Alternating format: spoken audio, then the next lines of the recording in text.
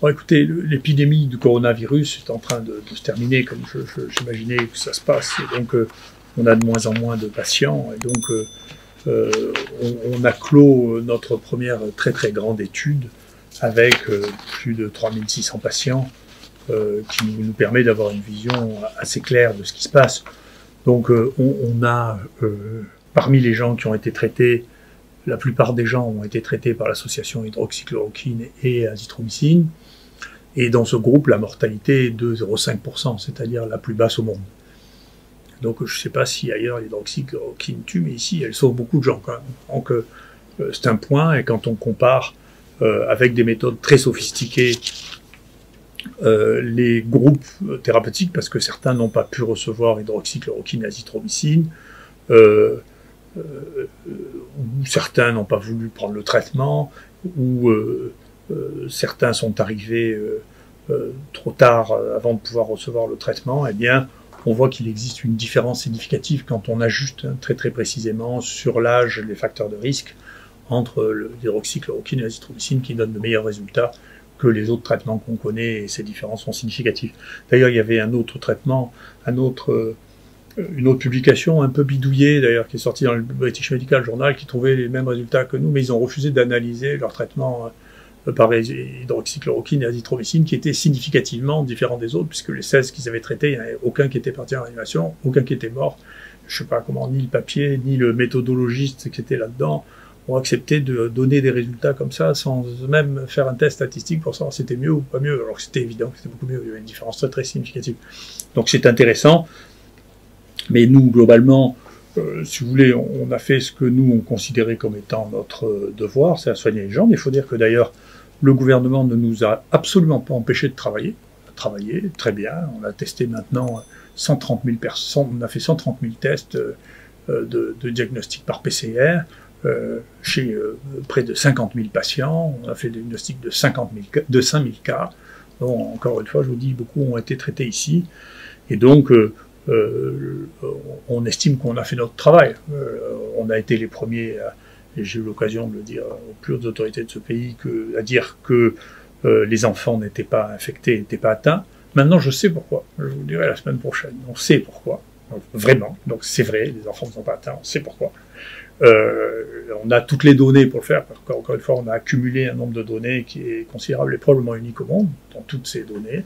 On sait que certaines choses qui avaient été sous-estimées, comme le zinc, par exemple, jouent un rôle dans la sévérité. Les gens qui ont une pathologie sévère ont des taux de zinc qui sont beaucoup plus bas que les autres, à côté d'autres données qui avaient été décrites dans la littérature. On sait que les gens qui peuvent être très malades avec des lésions qui sont très visibles au scanner, alors qu'ils ne sont pas essoufflés. Donc ça pose une question sur la stratégie. Vous voyez, sur une maladie nouvelle, on ne peut pas deviner à partir des données anciennes ce qui va se passer. Chaque maladie a sa propre histoire et sa propre évolution. Et donc, nous, on estime qu'on a fait notre travail, c'est la fin de l'épidémie. Il faudra en tirer les leçons avec un peu de patience. La presse vit pas sur le même rythme que nous, mais nous, on est très serein sur ce qu'on a fait. Après, vous savez, les querelles scientifiques, politiques, publicitaires, tout ça a un temps, et puis le temps fait le tri de tout ça. Donc on n'est pas très inquiet. Voilà.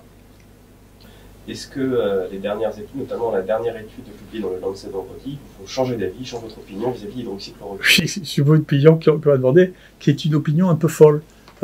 C'est une idée, c'est un peu fou, c'est-à-dire, moi je comprends bien que les gens aient des difficultés, oui, les hommes politiques, les journalistes aient des difficultés, parce que vous dites ça, elle lui dit ça, mais moi c'est pas mon problème. Nous ici, il nous est passé 4000 malades dans les mains.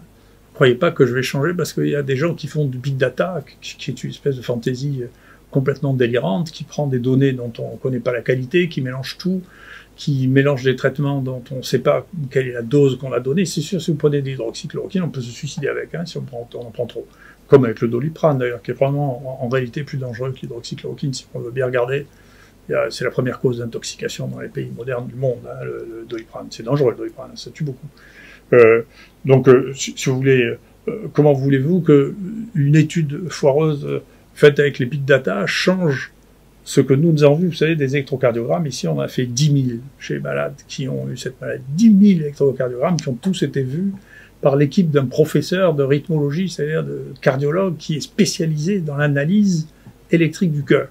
Alors, moi, je ne vais pas changer d'avis parce qu'il y a une publication qui raconte, quel que soit le journal dans lequel il passe, c'est plus une question de se poser réellement la question de savoir si il existe une dérive de la recherche, des journaux de recherche médicale, ce que je crois, comparable à ce qu'on a vu dans la dérive des médias généralistes, dans lequel, si vous voulez, la réalité, le vrai monde, la réalité tangible, de choses que l'on peut voir, est tordue d'une telle manière qu'à la fois, ce qui est rapporté n'a plus rien à voir avec la réalité observable. Donc nous, ce dont on parle, c'est juste de malades qui ont été vus par des gens de l'équipe ici.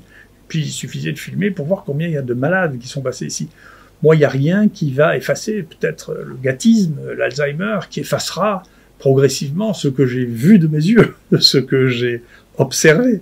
Le reste, ce qui se publie dans la littérature, c'est complètement déraisonnable. Et donc, il y a une vraie question qui se pose là, comme ailleurs d'ailleurs, qui est la différence entre le travail réel, avec la vision quotidienne, moi, de tout ce que je vois. Tous les jours, ici, on fait 2 réunions d'1 heure par jour pour examiner tous les résultats de tout ce qui se passe, de tous les malades, de qui peut sortir, qui peut pas sortir, qui était contagieux, qui ne l'est pas, et tout ça depuis 2 mois et demi. Alors si d'un coup, il suffisait qu'il y ait quelqu'un qui publie une bêtise dans la littérature pour que j'oublie tout ce qu'on a fait pendant 2 mois et demi, c'est que je serais devenu fou. Donc je ne vais pas changer d'avis parce qu'il y a des gens qui disent, écoutez, nous qui n'avons pas vu de malade, on vous dit ce qui s'est passé, alors que vous, qui avez vu des malades, vous ne savez pas ce qui s'est passé. Je ne veux pas le croire.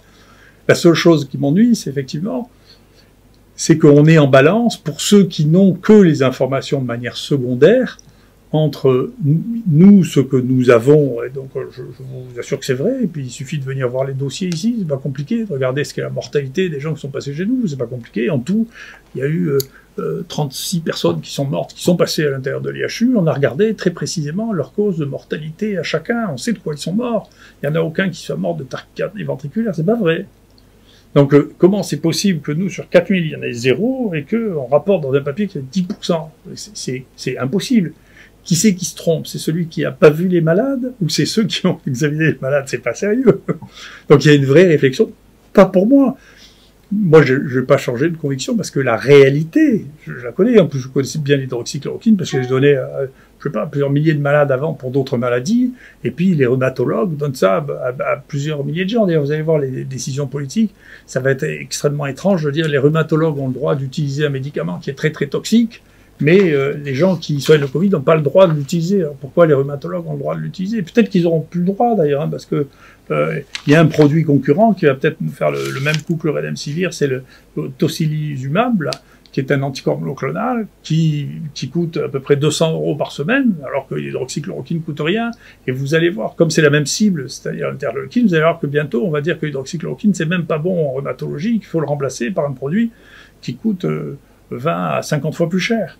Donc c'est une vraie question. C'est une vraie question. Est-ce qu'il faut détruire tous les vieux médicaments qui marchent depuis des décennies sans poser de problème majeur pour les remplacer par des nouveaux médicaments qui sont pas plus utiles et qui coûtent un prix fou, qui est une question de fond, qui va pas concerner que le Covid, va concerner tout le monde. Quant à cette étude-là, on va mettre cette étude sur notre site, vous verrez que quand c'est une analyse qui est faite de big data, c'est-à-dire pas par les gens qui ont pris en charge les malades, mais par les gens qui ont analysé des données d'hôpitaux, etc., les conclusions sont complètement différentes. Quand les gens ont vu des malades, globalement, 9 fois sur 10, ils trouvent que l'hydroxychloroquine marche. Quand les gens n'ont pas vu les malades, à chaque fois, ils considèrent que ça marche pas. Donc, il y a un problème de biais d'analyse, si vous voulez, et donc c'est un problème de qui croyez-vous? Celui qui a vu les malades et qui a traité les malades, ou celui qui a analysé les données informatiques issues des hôpitaux et remplies on ne sait pas comment.